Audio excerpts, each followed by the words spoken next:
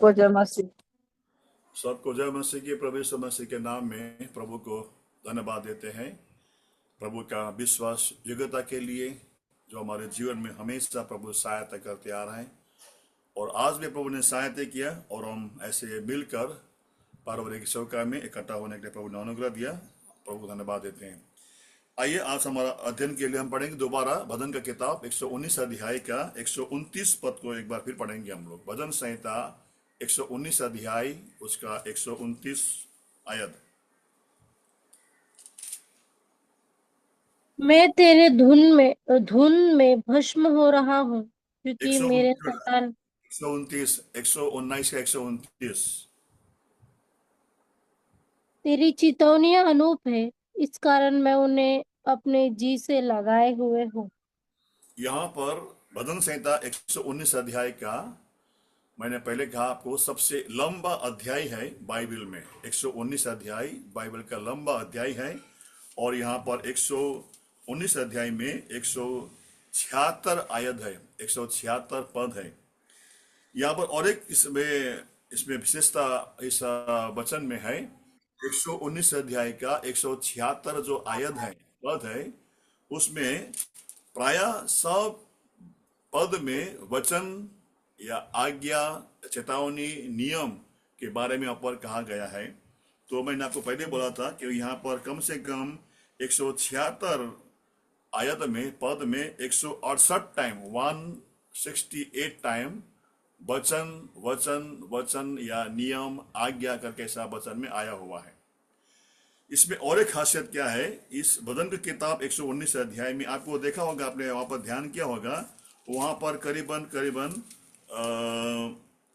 22 paragraph है, 22 paragraph है यहाँ पर।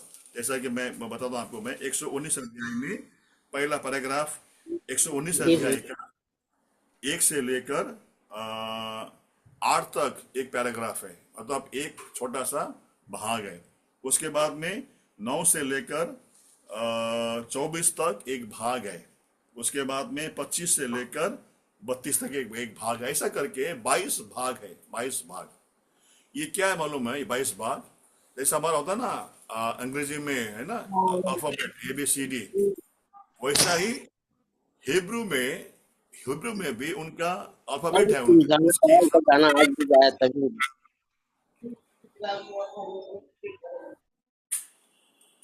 उसके हिसाब से ये भजन को लिखा गया है हिब्रू के अल्फाबेट के अनुसार। उनका 22 जो अल्फाबेट है उनका, जैसा कि हम पढ़ते हैं पहला अल्फाबेट का आलेफ आता है, आलेफ नाम उसका। देखिए हम पढ़ेंगे हम लोग 9 का द्विपद के ऊपर बेस, ऐसा करके उनका 22 जो अल्फाबेट है उसके अनुसार ये भजन को उन्होंने तैयार किया गया है। इसमें बहुत सारे बातें समय में बताने के लिए, लेकिन आज हमारा अध्ययन है 29 पद में, जहां पर लिखा गया है कि वहां पर कहता है, भजनकर्ता कहता है, मैं तेरे चितौनी बहुत अनूप है, इस कारण मैं उन्हें अपने जी से लगाता रहूंगा। यहाँ पर भजनकर्ता कहता है कि परमेश्वर की वचन जो अद्भुत है, अनूप है, उसको मैं अपने जी में लगाए रहूंगा। हमने गाना भी गाया है ना, वचन सुनने वाले धन्य का है, वचन मानने वाले धन्य का। हमने गाना भी गाया, स्तुति भी गाया हमने। तो यहाँ पर आज मैं आपसे बताना चाहता हूँ कि वचन का महत्व, वचन का अहमियत क्यों है और क्यों हमें वचन को पढ़ना है, वचन को ध्यान करना है और वचन को सुनना है। अगर मुझे पढ़ना नहीं आता भी है, वचन को सुन के अपने हृदय में, अपने दिमाग में रखना है। पहली बात मैंने आपको पहले में कहा था कि परमेश्वर का वचन जो है मनुष्य के द्वारा ये लिखा गया नहीं है। उसको एक बार फिर पढ़ेंगे।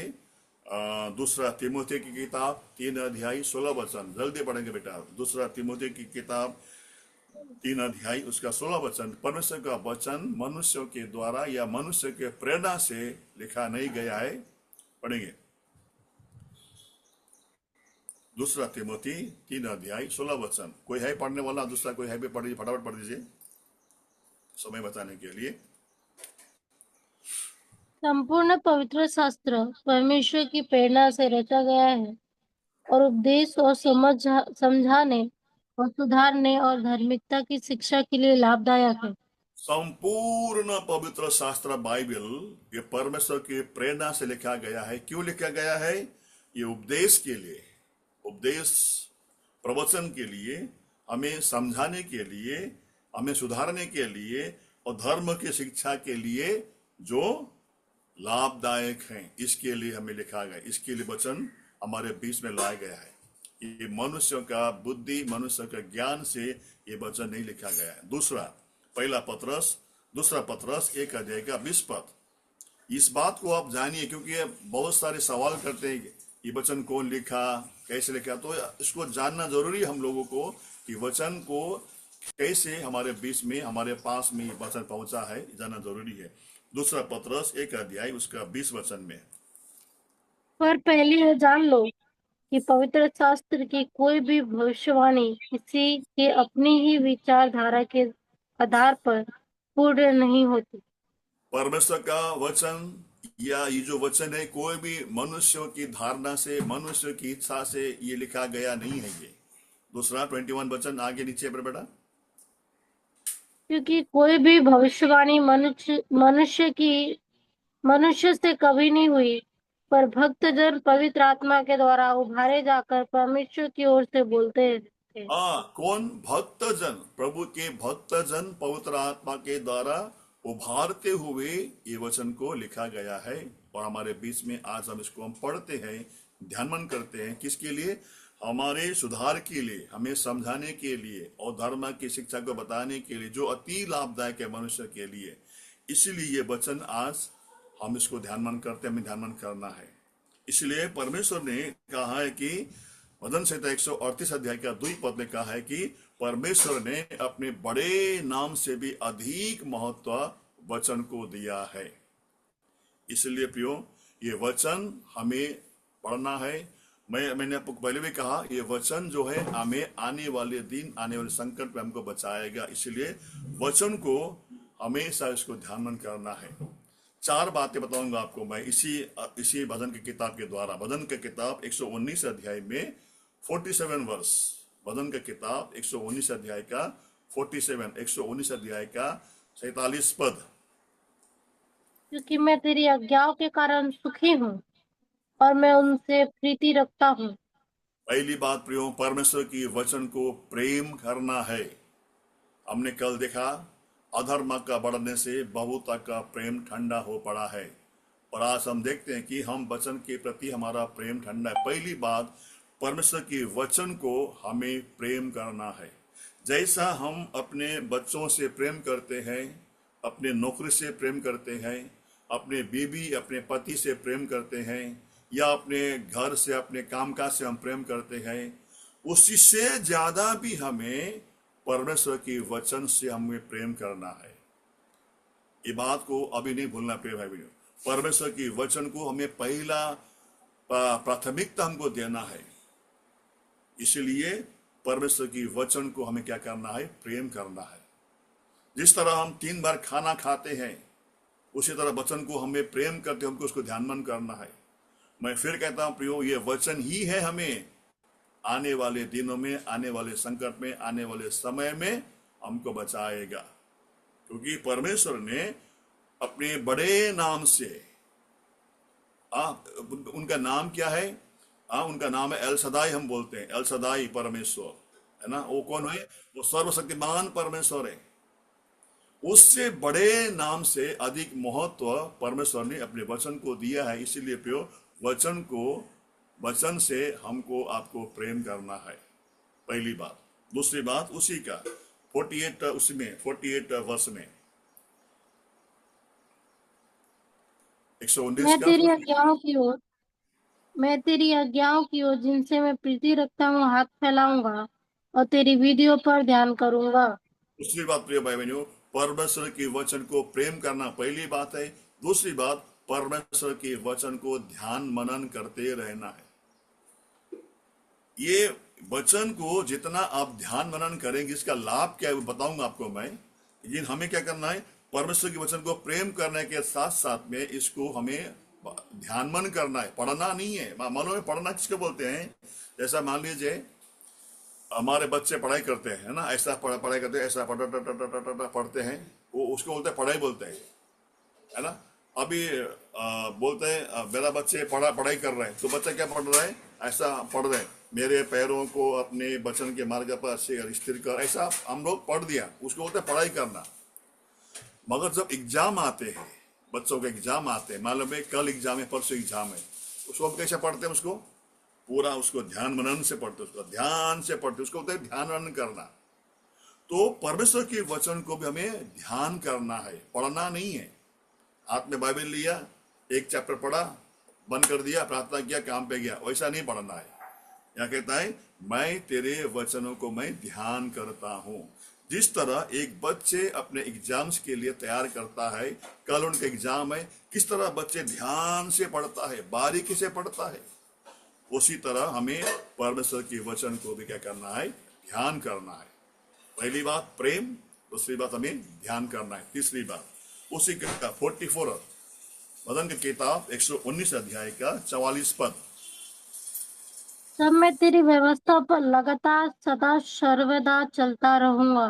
तीसरा काम है याद रखना, हमें वचन को हमने प्रेम किया, हमें ध्यान मन करते हैं, और तीसरा काम क्या करना है, सदा सर्वदा वचन पे चलना है। तो ये एक तरीका है, ये एक नियम है। पहला हमें प्रेम करना है, दूसरा ध्यान करना है, तीसरा इस वचन में हमको चलते रहना है। कैसा चलना है, सदा सर्वदा चलते रहना है, मतलब आज्ञाकारिता, ओबीडियंस प्रभु के वचन के प्रति। हम क्या करते हैं, हम प्रेम करते हैं, ध्यान मन नहीं करते हैं, ध्यान मन करते हैं, हम चलते नहीं हैं। तो यहीं पर हमारा आशीष का जो चैनल है, जो जरिया है, हमारा टूटता है। ये हमको कंटिन्यू करना है, प्रेम भी करना है, ध्यान मन भी करना है, और चलना भी है। चौथा काम उसका 161 119 अध्याय का 161 आयत 161 पद। हाकिम वैद मेरे पीछे पड़े हैं, परंतु मेरा हृदय तेरे वचनों का भय मानता है। चौथी बात याद रखना, क्या करना है, परमेश्वर के वचन का भय मानना है। वचन क्या है, आदि में वचन था, वचन परमेश्वर के साथ था, और वचन ही परमेश्वर है, वचन ही परमेश्वर है। तो यदि हम परमेश्वर का भय मानते हैं, बोलते हैं, तो हम प्रभु के वचन को भय मानना है। तो चार बातें, पहला वचन को प्रेम करना, दूसरा वचन को ध्यान मन करना, तीसरा वचन में सर्वदा चलते रहना, और चौथा क्या करना है, परमेश्वर के वचन को हमें भय मानना है, डर मानना है। डर कैसे मानना है, जहां आपके घर में जो वचन लगाएगा, मैं फिर कहता हूं ध्यान से सुनिए, जो वचन का जो पोस्टर पिक्चर जो आपने घर पे लगाया है, चाहे फ्रेम हो, चाहे परमेश्वर के वचन का क्या पेपर का जो फ्रेम हो या कोई पिक्चर हो जो लगाते हैं आपके, उसको हमेशा ध्यान रखना कि प्रभु का वचन को कोई भी अवरोध या कोई भी बाधा नहीं आना चाहिए।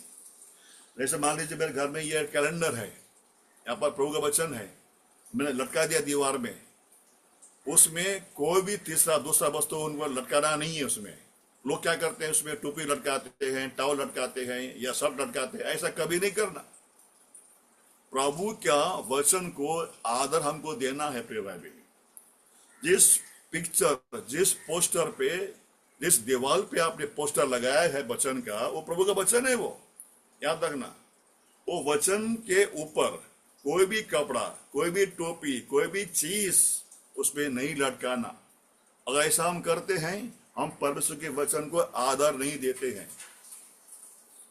इसीलिए प्रियो, परमेश्वर के वचन को क्या करना है, हमें क्या करना है, भय मानना। जब आप दिखते हैं ना दीवार में प्रभु वचन है, अरे तो प्रभु का वचन है, आपका डर होना चाहिए, चाहे घर में हो, चाहे हॉल में, कहीं पर भी हो।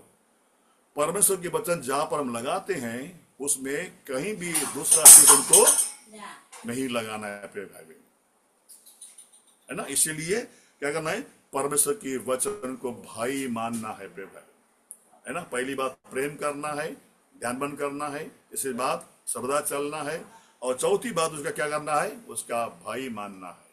और पांचवी बात कोलोसे की किताब 3 अध्याय उसका 16 पद। कोलोसे की किताब 3 अध्याय उसका 16 वचन।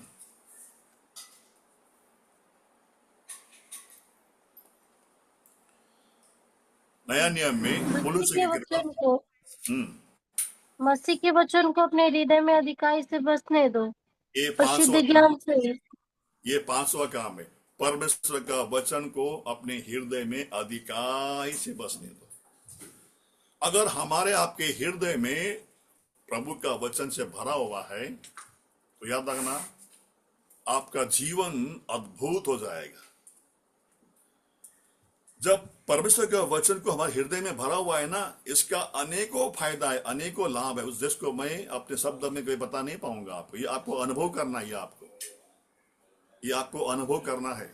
परमेश्वर का वचन को जब अपने हृदय के अंदर भर देते हो ना पूरा, चाहे जवान बच्चे हैं, है ना, जवान बच्चे हो या कोई भी हो, याद रखना परमेश्वर का वचन जब हमें हृदय में भरते हैं ना, आपका अलग ही अनुभव आता है आपका।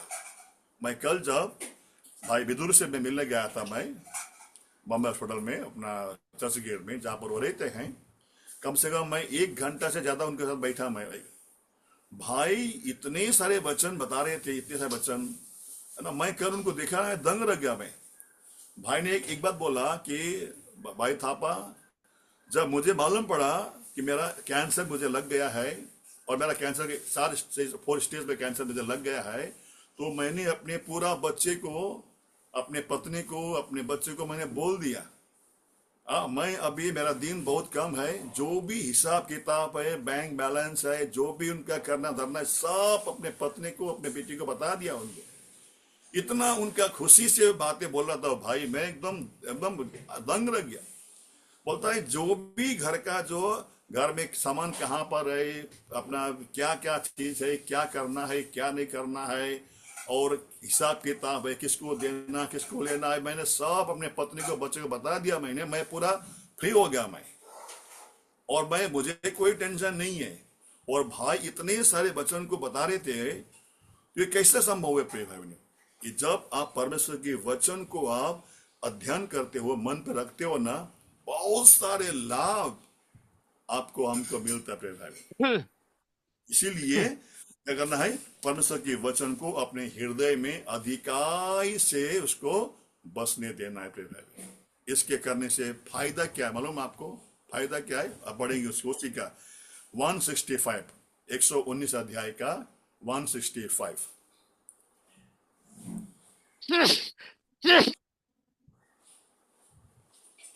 तेरी व्यवस्था से प्रीति रखने वालों को बड़ी शांति होती है, देखिए क्या लिखता और है, उनको एक बार पढ़ बेटा, बेटा एक बार फिर पढ़। तेरी व्यवस्था से प्रीति रखने वालों को बड़ी शांति होती है।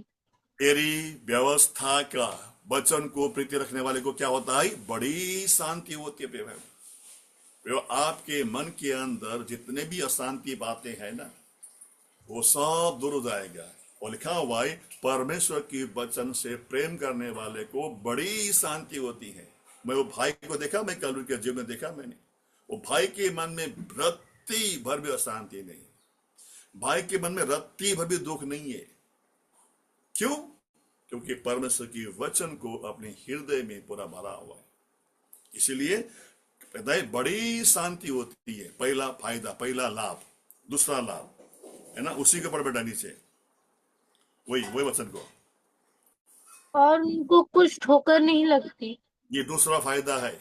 जवान बच्चे ध्यान रखना, पढ़ाई में हो, काम में हो, कहीं भी हो, यदि हम परमेश्वर की वचन को हम ध्यान मन करते हैं, उसमें पढ़ते हैं, प्रेम करते हैं, चलते हैं और भय मानते हैं, जवान बच्चे आप कभी ठोकर नहीं खाओगे, आपको हमको कभी ठोकर नहीं लगेगा। हाँ, ये लाभ है परमेश्वर की वचन को ध्यान मन करने से, प्रीति रखने से, भय से चलने से। पहली बात, हमको आपको बड़ी शांति होती है प्रिय भाई। आज संसार में शांति नहीं है, परिवार में शांति नहीं है, मगर आप वचन को ध्यान मन कीजिए, उसको प्रेम कीजिए, उसको अंदर रखिए, आपके मन के अंदर बड़ी शांति होगा और ठोकर नहीं लगेगा किसी भी मामले में। नौकरी के मामले में जवान बच्चे, नौकरी के मामले में, शादी के मामले में, या किसी घर बनाने के मामले में, जमीन खरीदने के मामले में, कोई भी काम में, यदि हम परमेश्वर के वचन की अगुवाई में हम काम करते हैं, कभी ठोकर नहीं खाएंगे। ये दूसरा फायदा। तीसरा, 100 अध्याय 153 153 उसी का 119 का 153। मेरे दुख को देखकर मुझे छुड़ा ले, क्योंकि मैं तेरी व्यवस्था को भूल नहीं गया। वो प्रियो, संकट के समय में, मैं आपको पहले ही कहा, संकट के समय में परमेश्वर का वचन हमको छुड़ाता है। कितना बड़ी बात है प्रियो। केवल वचन को ध्यान करने से, इसको प्रेम करने से, इसमें चलने से, इसका भय मानने से और इसको हृदय में रखने से इन सारी लाभ हमको आपको मिलता है। हमारे संकट में, हमारे समस्या में हमको वहां से क्या करता है, हमको छुड़ाता है वो। अंतिम बात 119 अध्याय का उसका हम पढ़ेंगे 6 वचन और 157।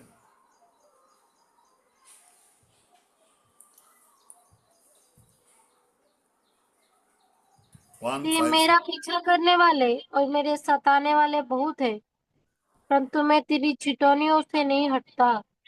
परमेश्वर की वचन को ध्यान करने से हमारे शत्रु, हमारे बैरी जो बहुत सारे हैं हमारे चारों ओर है प्रिय भाई बहन, उन बैरियों की हमला से या उन शत्रुओं की हमले से भी प्रभु का वचन हमको आपको बचाता है।